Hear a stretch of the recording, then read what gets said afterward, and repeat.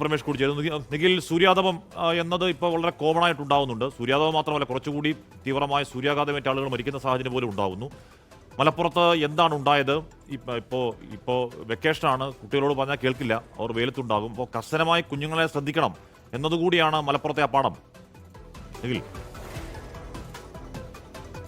തീർച്ചയായും ഹാഷ്മി, ഇന്നലെയും സമാനമായ തരത്തിലുള്ള ഒരു സംഭവം റിപ്പോർട്ട് ചെയ്യപ്പെട്ടിരുന്നു.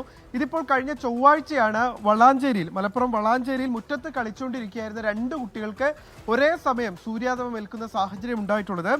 പൈങ്കണ്ണൂർ നിരപ്പിൽ തെങ്ങുംതോട്ടത്തിൽ പ്രമോദ് ഷനില ദമ്പതികളുടെ 3 വയസ്സും 5 വയസ്സുമുള്ള ആൺകുട്ടികൾക്കാണ് ഈ പൊള്ളലേൽക്കുന്ന സാഹചര്യം ഉണ്ടായത്. ഇവർ വീടിനോട് ചേർന്ന പറമ്പിൽ കളിക്കുകയായിരുന്നു. മറ്റു കുട്ടികളും ഉണ്ടായിരുന്നു ആ സമയത്ത്.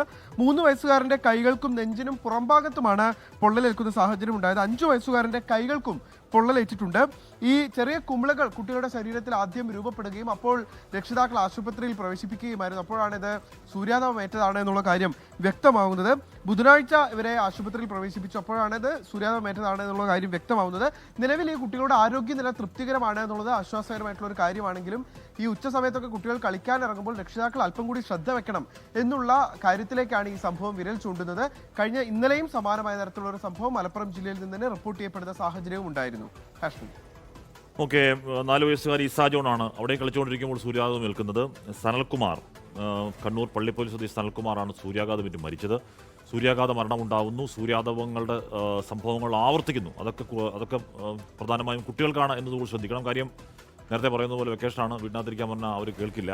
വീട്ടിനകത്തിരുന്നാലും ഫോണിൽ നോക്കിക്കൊണ്ടിരിക്കും. അപ്പോൾ നമ്മൾ വിചാരിക്കും എന്നാൽ പുറത്ത് കളിച്ചോട്ടെന്ന് വിചാരിക്കും. പക്ഷേ കുറച്ച് നേരം ഫോണിൽ നോക്കിക്കൊണ്ടിരുന്നാലും ഈ സമയത്ത് ഉച്ചയ്ക്ക് കളിക്കാൻ വിടാതിരിക്കാനാണ് നല്ലത്. കാര്യം അത്രത്തോളം ഭീകരമായ ചൂടാണ്. കുട്ടികൾക്കത് മനസ്സിലാവില്ല, പക്ഷെ നമ്മൾ മനസ്സിലാക്കണം.